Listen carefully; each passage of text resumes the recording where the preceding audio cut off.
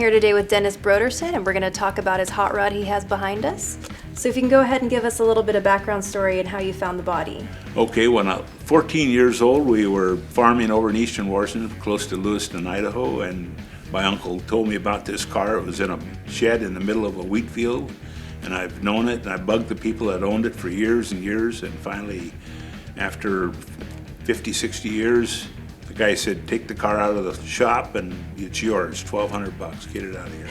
You got him. Yeah, I got it. So anyways, but it was on a Model T chassis, and so I sold the chassis for what I paid for the car and got the body for nothing. And so then we got the motor out of a 55 Chrysler New Yorker, rolled over in Montana, and had to beat it apart with a sledgehammer because it was all rusted shut, but we kept all the internal parts and used them on the car.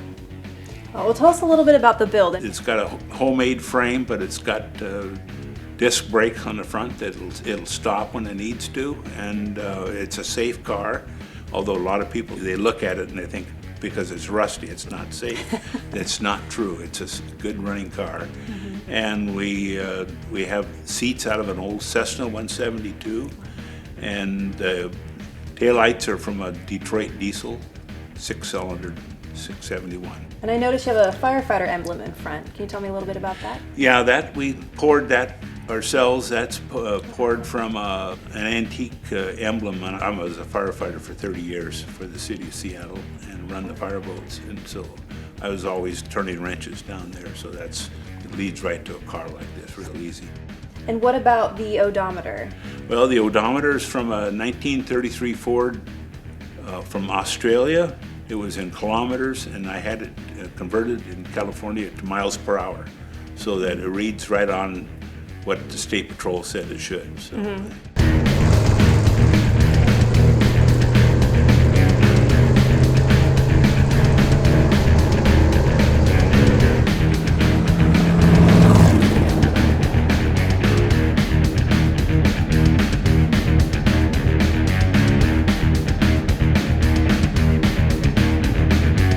Of course, I got a complete shop with a drill press, lathe, milling machine, 3 welders, and I just put them together. Like the motor has a Chevrolet water pump on it, so when I go on a trip or something, I can pull in any car auto parts and pick up a Chevrolet water pump for it instead of looking around for a Chrysler one. But so did you rebuild the engine yourself? Well, I put it together and I assembled the engine, and the machine shop did the machine work. I don't have that boring bars and all that kind of stuff to do that, but there was an older fellow down in Bremerton that built race cars with Hemis, and he knew a little bit about the engine, so he helped me. But the internal parts of the engine are high-end parts that don't break like the original parts do. So it's built for racing. Oh wow. Have you raced it? No, I'm not going to either. So how long did it take to finish the build? It took probably 2 or 3 years at least to build it, because you have to you start out with a frame, and then you start adding the steering and the brakes and the rear end, the front end. Have you ever taken it to any car shows? Yes, I have, and I won first in my class down at Ocean Shores here a few weeks ago, and so that was fun. I got a nice plaque, and the kids. There was a young fellow there. He was about 14.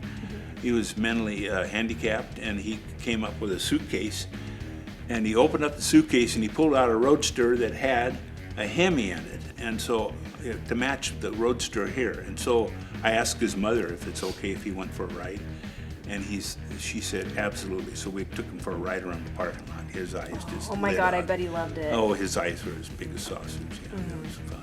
So you get a pretty good reaction. Yeah, a lot of people gather around the car. One guy come back 5 times to see what else he can find. It's like an Easter egg. I'm guilty of that too. I want one more time. Yeah, there's a lot of stuff that you have to keep looking. So thank you so much for being on the show and telling us about your hot rod. Oh yeah, well, you're more than welcome, and I enjoyed doing it. I really appreciate it. Okay, great.